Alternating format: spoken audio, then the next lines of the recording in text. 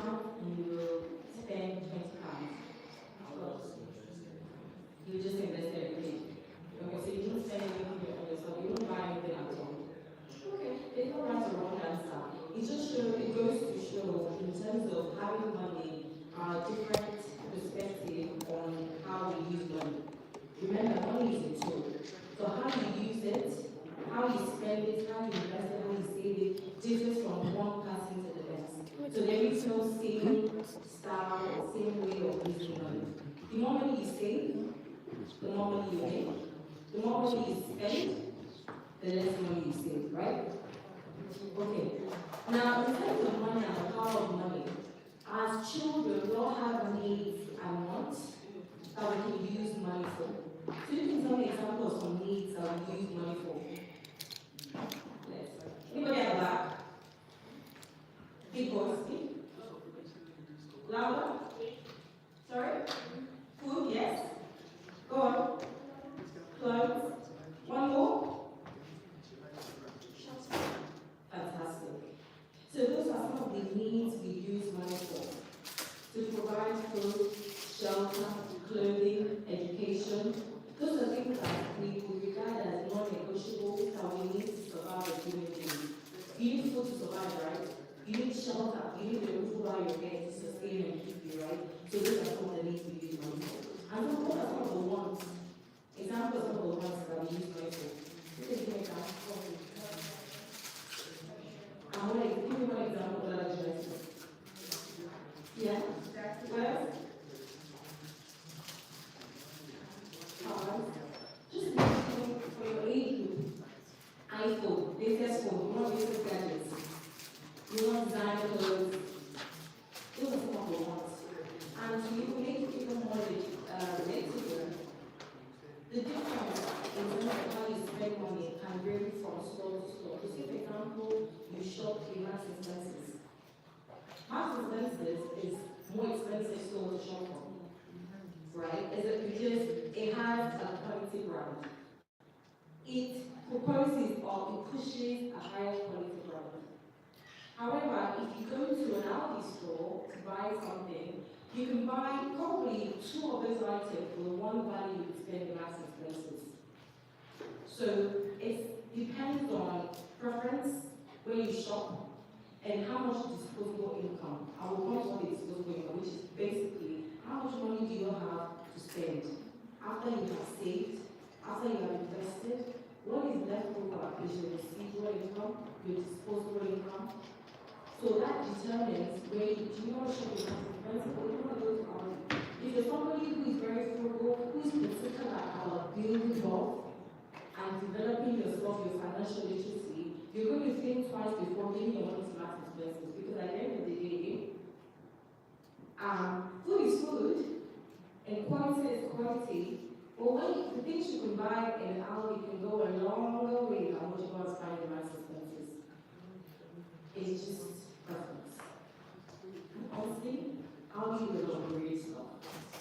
Great stuff that Max Expenses can do. So it's a power of choice. So we're just looking at our needs and wants. Food, education, shelter, those are some examples of need. And wants are having a latest phone, or having a designer clothing, or going to an expensive store to shop. Now, there's a formula for money, which means every time somebody gives you money, somebody gives you £10, £20, £20, doesn't matter what the value is, the formula is that you're earning. So you're earning either you're working, somebody pays you, you are earning, or somebody gives you money. Somebody gives you an allowance for doing work at home, for doing going the extra mile, for getting a good grade, for being a high achievement in school. Whatever money you get is an income to yourself.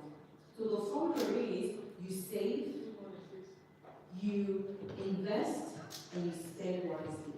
So if you have £50, for example, you might decide £10 is saved, £10 is invested, and your balance, £30, is spent on whatever else you want. You want to pay your tithes, you have expenses, and anything else you want for yourself. But the formula is whatever money you earn, you must learn to save and invest. The There's a difference between saving and investment, right? There's a difference between saving and investment. And whatever is left over is your disposable income. So as young children, you might earn money through your parents give you money, or during your birthday, people give you money. Or you do a job, get money. The idea is not to waste money. Because you guys are in a privileged position where you are learning about money early. And what you learn now can shape your future because you can build and develop wealth. The practice of using money is habitual. What you don't learn to do, habits you don't learn while you are earning very little now, given your age, you're not going to do when you're earning big money. If you don't learn the habit of saving now, it becomes harder to save when you're making more money. If you're somebody that every time you give money, you just want to squander it, you just want to spend it, buy sweet, buy biscuits, buy everything. That is satisfaction that lasts for a short period and it goes away. If you don't learn the habit of investing, and you're making big money, it makes no difference. You're just going to squander it. Go. I'll come to that in a moment. Now, as a child in your household, the very basic way to save money, before you even start thinking of investments, the very basic way to save money is you have a piggy bank. Have a piggy bank, a little box, a little bag, that every time they give you money, your maybe it's £5, £2, £1, you're throwing into that box. And this is the test of what about that. Every time somebody gives you money, make a conscious effort to put a percentage of it. Take 10% of it. Work out 10% of it. One last work out 10% of it. 10% of whatever our money is, just start keeping it. Start keeping it. By the end of the year, you see what happens. If you're saving £5 a week, that becomes £260 a year. Imagine you double that for the next 5 years. It's habitual. So these are practices that the more you do it, the more you develop the habit, the more consistent you become with saving money.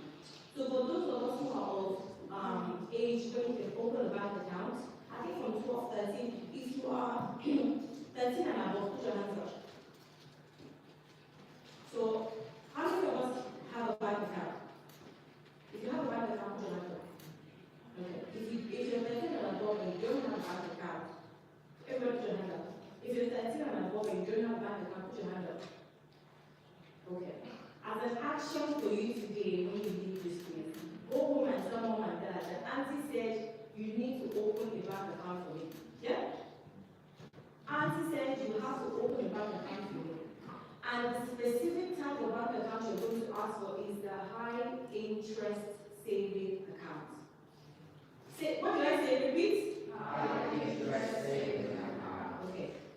High interest saving account basically means every money you put in your bank account, you get interest in it. You get interest on it.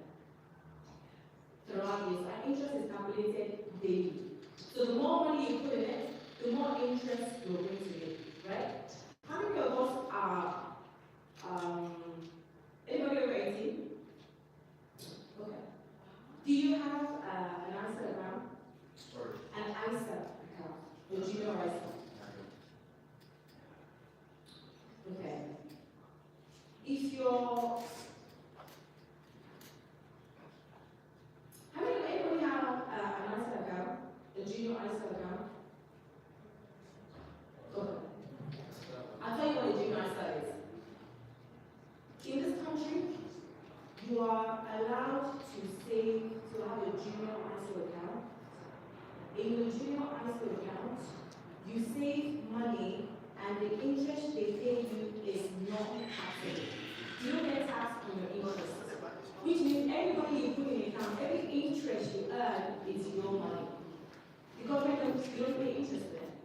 So as an instruction here, when you leave home, there are two things. So we have two actions now. Everybody say how many? Our first action is you are going to go tell mom and dad, open a junior ISA account for me. If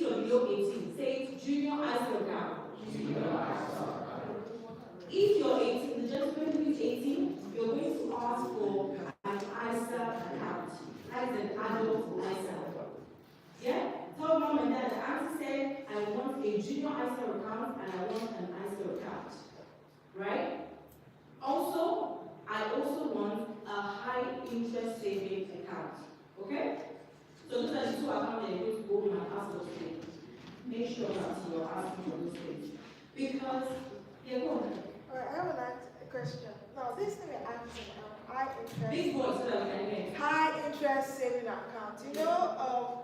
Parents will give them money for their daily things to boss money, snacks money, get money from everyone.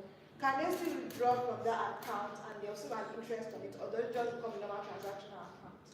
Yeah, so your high interest saving account, you can have a bank card for it. It can operate as a normal bank account. All it just means that you search the market and the account you choose to open is given the highest return. So let's say 4%, 5%, it's always competitive. So you always just go with the one that has the highest return, right? And that's the one you use. So you can still have a bank card for it to operate as a normal account. You can withdraw money as you would. Every time you have, the point is that interest is calculated daily. But that interest is taxable interest. However, if you have an ISA account, a junior ISA account, or an adult ISA account, every money you put in is non-taxable. And you have a maximum of £20,000 to put in a year, which is from April to March every single year. That's free money. Free money. So if you have lunch money, even if it's £2, just be putting it in your box, in your piggy bank. At the end of the month, you think, I'll save all this money, and you go and put it in my bank account. Simple. Or you go with your parents to the bank account to understand the workings of the bank, and you pay it in. Do you understand? So those are two action points for you to do. Compound, because the more money you save, you generate compound interest, which means you save £5 today in this month. In this month, plus your interest becomes £10. Next month, the interest you're making is on £10, no longer £5. You see? It's the compound interest. So the more money you save, the more interest you can benefit from it.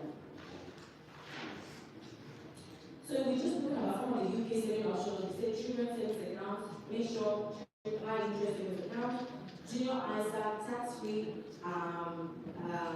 by parent, and you can access at 18. So junior ISA, you can only access once at 18. So that's more of a long-term saving plan. When you open it now, you can only access it when you're 18. You come to your account to access for your high interest savings account that you need to operate it at any point in time. Also, if you're 18, there's a lot of benefits once you're 18 plus. But the understanding and the knowledge happens now up until you're 18. For the gentleman who is 18, you could also open a lifetime ISA. Do you know what ISA is? You know, okay, so again, when we leave it together with action, I love all these actions. Make sure you go and open a lifetime ISA. What's a lifetime ISA? For every money you put in, you get 25% interest towards buying property when you're ready. You can't withdraw from a lifetime ISA because it's saving for a specific goal, to buy property or for when you become a pensionable age. But as children of God, and we are taking possession of the land, we want to generate wealth, we want to own our property, right? So why not take advantage? Because that lifetime ISA scheme is going to close next year. So the idea is open it now. Even if it's £1, open it up for the company. At least once it's open, it's open for life. Yeah, so a lot of banks do ISA, and also a lot of non-high street banks do ISA, which means when you're doing your research, just search globally online. The high street banks may not necessarily do the best option. They might not have the best interest. So you now want to go with somebody who is non-national, which is perfectly fine. As long as the regulators are like that. So yeah? So, what are some of the things you can earn money? If you're 13 and above, you have obligation. Anybody working 13 and above? What should you do?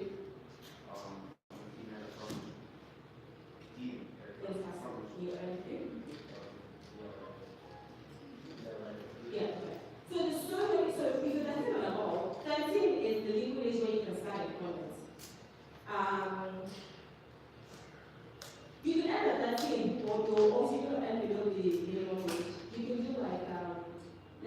that draw, letter, press into the letterbox, news round, paper rounds, 13.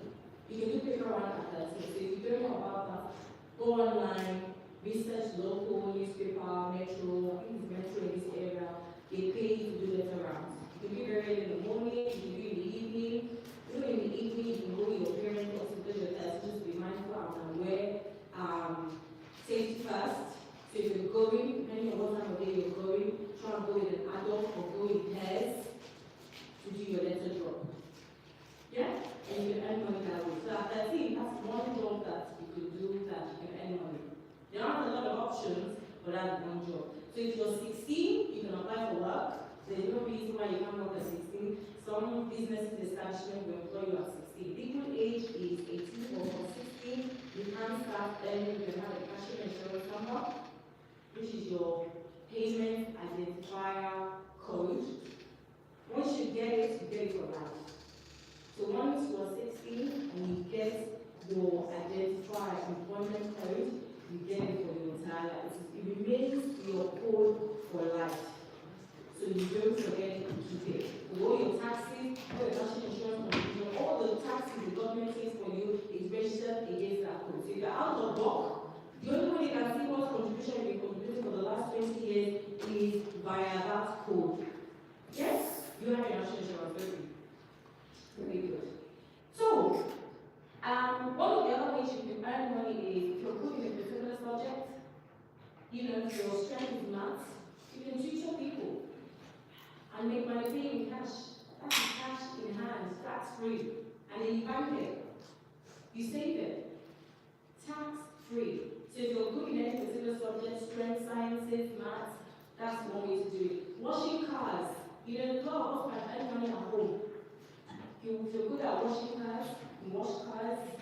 Dog walking, if you like, animals, you know, people in your neighborhood, you can walk dogs. Another way to flip it, another way to waste money, we said that money is a tool. And a lot of our parents work really hard, long hours sometimes to earn money. So the last thing you want to do is waste the money you are earning. So in your household, there's only two ways of how you can reduce wastage in your household. What are two ways? Two examples you can reduce wastage. Very good. Another one. Fantastic. Yes, more. Sorry? Exactly. Good. Exactly. So there's so many ways you waste. There's so many ways you can waste money in your household. Keeping the lights on when you don't need to. Electricity is not cheap. So your contribution in your household to making your household as efficient as possible is saving your parents money that you probably will be benefiting from in other ways. So keeping the lights off. So if you're not using electricity, turn the lights off and turn it off from the switch. Because any turning the lights off, if you don't turn it off from the switch, it's still running. Water. Wasted. You're brushing your teeth, you don't have to have the tap running all the time. If you're washing dishes, you don't have to have the tap running. If you put water in the bowl, so put water in the rinse bowl, it's more effective. Yeah? Those are ways to save money, to reduce waste. What are some of the traps of money? We have a lot of scams, money scams. Money scams. Anyone of us here been exposed to money scams? Go on. So like a web page, so increase the cost and click to have a discount. Fantastic. Money scam. Money scam. So why? So when shops advertise, they sell it at full price, and when there's discount, they sell it 50% off, 70% off. You know that there's that particular item, shoe, bag, that you need on. What you can do is you can track it. If you don't want to pay full price for it, you can track it. So the minute it goes on sale, then you buy it. Because sometimes you buy something full price, the next day you see that it's 50% you're like, oh, why Wait. But if you haven't won the item, you can take it back. Refund it and buy it again at the half price. Yeah? Wisdom. The other one is debt. Do you know what debt is? What forms of which you fall into debt? Fantastic. Any other one?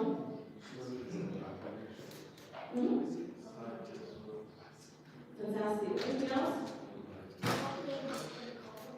Fantastic. Right. No income. You can fall into debt if you don't have enough money to meet your responsibilities or bills and stuff like that. Anybody else? No income. Now, debt. You guys are all, again, I say, in a privileged position where we have the bank of mommy and daddy looking after us, right? So, by God's grace, as you grow, because you have the understanding of how to use money, the wisdom on how to acquire money, and how to use it effectively as a tool, you won't ever run into debt. But in our household, we have to make sure that our parents, who are working hard to provide for us, don't have to spend more than you earn. The minute you start to spend more than you earn, you will very quickly run into debt. You cannot afford to spend more than you earn. The minute you do that, you will run into trouble. It is not right, it is not wisdom to spend more than you earn. What you should be focused on is developing your capacity to earn more. Develop your capacity to earn more so that you can position yourself in the industry of your choice and you can develop within that industry. That in itself is an investment in yourself. So if you're in school, stay in school, learn. There is no, you can go far, you can go even further with education. You can have education, you may not use it in your day-to-day life, but the knowledge, the presence it gives you, you can't quantify it. You can't quantify it. A lot of people who study certain course or program degree may not necessarily be working day to day with that degree. However, the knowledge they have, the exposure they have, you can't quantify it. It is invaluable. So it's important that you develop yourself, develop your skill and your capacity to grow in your industry. Who can tell me what's the difference between a career and a job? What's a career? Go on. Excuse me. What's a career? Oh, you don't. So, what's a career?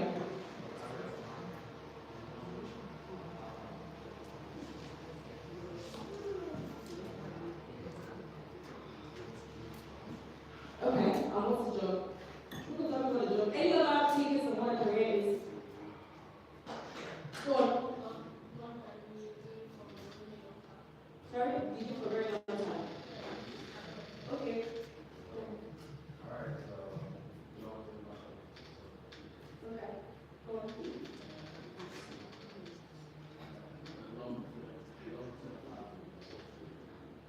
Okay.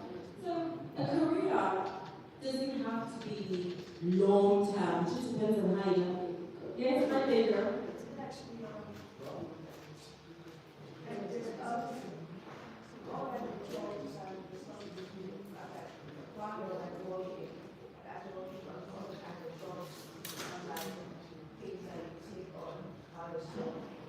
Is that career or is that career?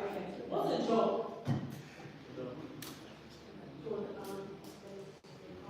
Okay, yes, very good. I like that. Anybody else who want to jump in?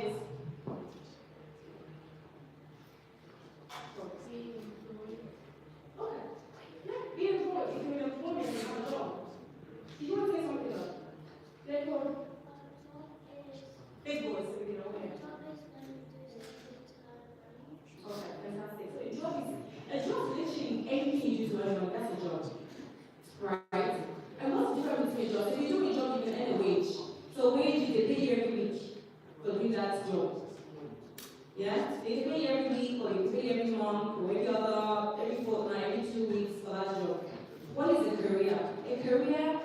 profession that you specialize in. That's the difference. So a career is a profession that you specialize in, which means you go to school to learn that particular industry, that skill set, that job that you're going to be doing. You graduated, and now you also gain experience in that profession, right? So there's a difference between having a career.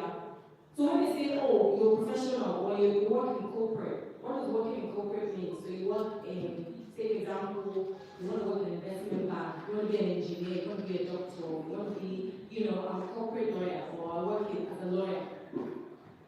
Those are the professions where you've gone, you specialize in that profession, you graduated, and you're earning the applicable money in your industry. So a job is basically, they might advertise and say, oh, for this job is £12 an hour, £50 an hour, or whatever, right? For most professions and most careers, they will say, oh, there'll be 50K a year. 50K a year. And for professions, so these are careers where it's a profession where you specialize in, you have the power to negotiate. So because the more experienced you are, the more skill sets you have, the more you can negotiate. So you have an industry, you have an engineering industry, you have civil engineers, you have electrical engineers, mechanical, aeronautic engineers. You're all engineers, but you have different specializations, right? But generally, when we say engineers, you're all engineers. So a civil engineer, you're all in the same industry, which is the engineering industry. But your earning power as a civil electrical is based on your specialization in that area, right? So the difference between a career and profession is you are continually developing. You're continually developing yourself within that industry in order to increase your earning power. And my genuine prayer for all of us is that we all find a passion, something that we're all passionate about, that we can all train, develop in, and have good, excellent careers. But remember, you should have a foundation in your education. Your education is so important that it makes a difference. If I was interviewing somebody, if I was recruiting somebody, which is something I do every now and then, a lot of the time, it's always good to have a degree. I mean, usually the minimum criteria, depending if in most careers would be have a degree in this or have an equivalent, they would say have an equivalent in that degree X, Y, which is great. But we also want the experience, because the more experience you have, the more confidence I have that you can do the job. So they go hand in hand. But your education does not make, if you don't have the education or the knowledge, you are going to be a bit reserved because you feel like fish out of water. You don't understand the nuances, some of the language, technicality of that job. But if you have the education and you don't have the experience, you can still talk, you can still communicate, you still understand all the technical things about that job. So I say that to say, the more experience the profession you specialize in gives you earning power. And that is what we want, earning power, right? To position ourselves in the market, in the industry, where we can all develop ourselves in our future. Yeah? Right. So one of the other things I was going to think about is about being self-aware, being financial security, which means you have a bank account, you have investment account, depending any financial outlets you have, is to have good security passwords for it. A lot of big companies have two-step authentic verification. Make sure that you are securing, even your phone, your gadget, everything, making sure that you have good security for them so that people don't get to scam you. Do you understand? Or scam, people will call you and say, oh, I'm stranded, send me this scam. Somebody will call and say, use your money, send you whatever is all scam. In fact, as a household, you must all have magic wallet. In your household, you must all have security wallet. So, God forbid, somebody was trying to scam you, somebody called your phone and was asking for money, XYZ. What is the password? You ask them, what is the password? The password is, in your household, you have a password that nobody can, if anybody asks for the password, you already have a word between you as a family, and you're not allowed to tell it to anybody. There's some people trying to scam you out of information, you ask them the password, they don't know, you know it's a scam. Do you understand? So again, there's an action when you we should say, Mom, Dad, Auntie has said that we should have a password for our household. If there's somebody who's calling for an emergency, how do I know if it's real or fake? The password matters. Yeah? Doesn't have to be something complex, something simple. Right. So, I want to talk about 5-year plan. What is a 5-year plan? 5-year plan is, if you're 10 now, the next 5 years you're going to be 15. If you're 15, you're going to be, what, 20? If you're 18, you're going to be 23. 23, you're graduated, working in your career. So what is your 5-year plan? 5-year plan, you must be learning. What should we be doing? We must be what? Learning. So in whatever field you are, you must be learning. Another 5-year plan between now and the next 5 years is the habit of saving. The habit of what? Saving. We must say, and how, what are the different ways I said we can save? You can earn money to save. Give me 2. Correct? Another one? We must be saving from whatever income you get, either from doing household chores, from helping somebody, from tutoring, figure out, doesn't matter what you do, you must save. Yeah? You must learn, you must earn, and you must save. And you must build skills. So again, you're all in a privileged situation, position where, look, we have volunteers who have put these sessions together. You're learning the skills, you're sewing, you're baking. You're learning a lot of different skill sets that people in your position don't always get that privilege. So this is a major privilege, do not take it for granted. Learning that skill is important. You're building capacity. Some of you are going to go to university, and you're making hair. Some of you are going to go to university. When you get to university, you might be the go-to designated person who makes hair. You're earning. Even now, if you're good at making hair, somebody told you to come and make hair, you're earning. So a lot of those earnings can be saved. That's building skills. Then invest. The investment, obviously, that's going to be dependent on your parents to support you if you're below 18. But if you're 18, we spoke about having ISIS. If you're below 18, we spoke about junior ISIS. So junior ISIS, whilst it's not necessarily an investment, I think for your level, probably just to keep it simple, the junior ISA and adult ISA, a high interest saving account is beneficial. So whatever you're learning in this period, don't take it for granted, it's skill building, you're building capacity, build those skills. So I have a challenge for you when you go home today. Make a habit of saving £1 every day. How many of us feel like you can save £1 every day? £1 every day.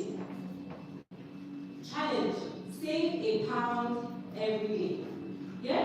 And track your spendings. So if you have £10 in your hand and you spend £10, just think about, track how you spend that £10.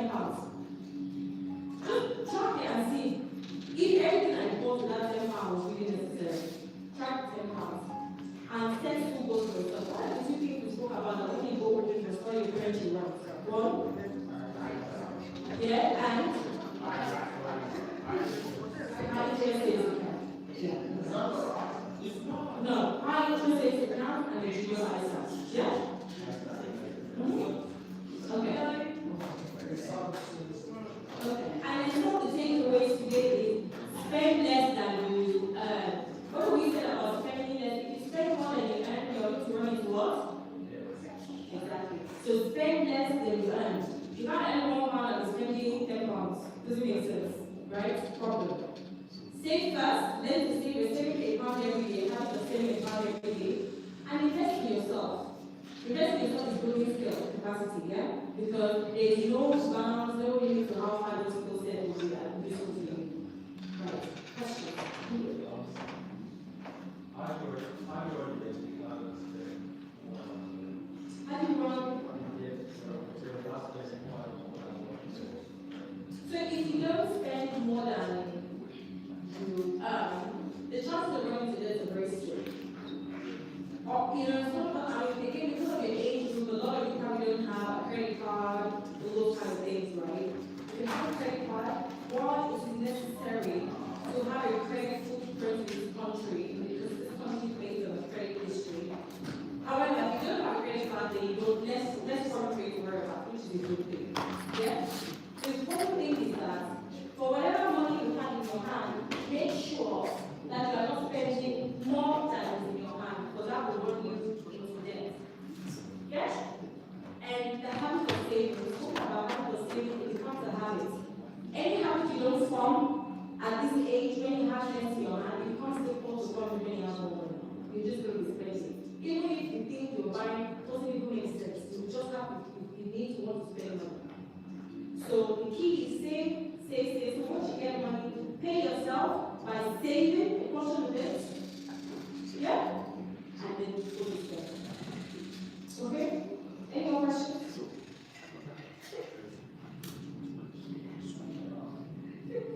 Questions from the back?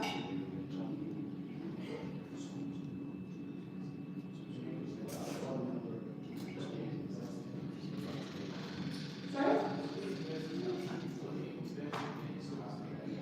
Okay, so you, at this age, right, how are you? You can invest in stocks and shares. Stocks and shares are like the easiest, and the most, not just the easiest, the most straightforward to invest in stocks and shares.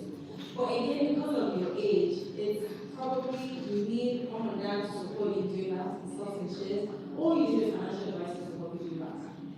But what you can do with stocks and shares is that if you have a habit of saving money every day, at the end of the month, yeah, you see mom, I save 50 pounds. Can you put 25 pounds in my high interest savings account, and I want to invest with the remaining 25 pounds? Yeah? And then you obviously this is for the parents to do. You could open a stocks and shares ISA. So you know when I said junior ISA? Junior ISA comes in different form. Junior ISA is cash ISA, and then the stocks and shares ISA. Right? So if you want to invest, you can say to mom, I have 25 pounds, can you put 25 pounds in high interest, 25 pounds in my stocks and shares ISA. Or 25 pounds in my cash ISA, 25 pounds in my stocks and shares ISA. So the whole thing is, I never get tell mom and dad wants to do. So that's the way to invest. Yes, what question?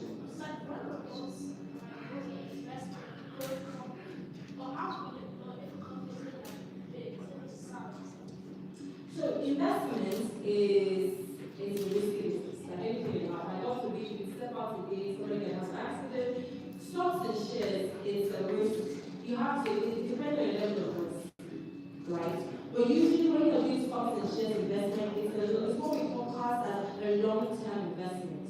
So a long-term, because within that long-term, the market can go up and down, up and down. You can make money one month, you can lose the money, make money, lose the money. But because it's a long-term investment, you're tracking it. And because it's investment money for the future, say when you are old enough to want to buy a house, then you can then go to withdraw it, put money towards houses, the house you want to buy. That's a long-term investment, right? But for the market is always unstable, just like property, value of the property goes up and down, right? When you buy property, up, down, but you need a long-term investment. So by the time you're ready to use it, the market is stable, there's enough equity in it to withdraw. What? So I am not a financial advisor. I wish a lot of things I've come to know, I wish I knew them when I was younger. If I knew a lot what I know now, I'll have money. I have more money by God's grace. Which is why a lot of this knowledge we're passing it down to you guys, so that you can take advantage of them very early on. You can invest early. There's no harm. Knowledge is power. There's no knowledge that's wasted. You make money now as young children, you're so excited about getting the latest think about it. You're paying free money to Apple. Why not invest in the Apple and own the part of the company? That's what investment is. Investment is, I like Apple, I like what they make, I want to own a part of it. That's what it is, I want to own a part of it. I like, what else do you guys like? Who likes, tell me example what you like. You like Nike, is it Nike? Yeah? I want to own a part of Nike. That is the investment mindset. So if anything you take away from today, it's important to have a growth mindset. Looking at the bigger picture. You're not living for now, living for the future. You're building skills that are profitable for the future. Profitable for the future. Anything you do now, make sure that it's profitable for the future. Building skills, earning, saving, investment. That is what. Sure? Because you remember when Apple first launched, before everybody knew what Apple was, what it had now become. That share will be maybe £15 a share. But the minute Apple and all of you started buying, what happened to the value of Apple? It went up. You guys, there is no product. The value and the power of a product is determined by the consumers, and you all are the consumers. The minute you start buying Apple products, you're putting more money in Apple's pocket, the value of the share goes up. That's why the value is what it is today. So if you wanted to invest in Apple, what you would say to your mom is, okay, if the share of Apple single-handedly on its own is so expensive, I can buy a pot of shares, which means in that pot, if I have 20 different companies within it, that way I'll spread my risk of losing money. The quantity here for convenience, just for your level of to be. So I'm not a financial advisor. Life experiences that I've navigated have brought me to this point. And knowledge is power. You never stop learning, right? So anything you're not sure, you go online, you research it, you get information.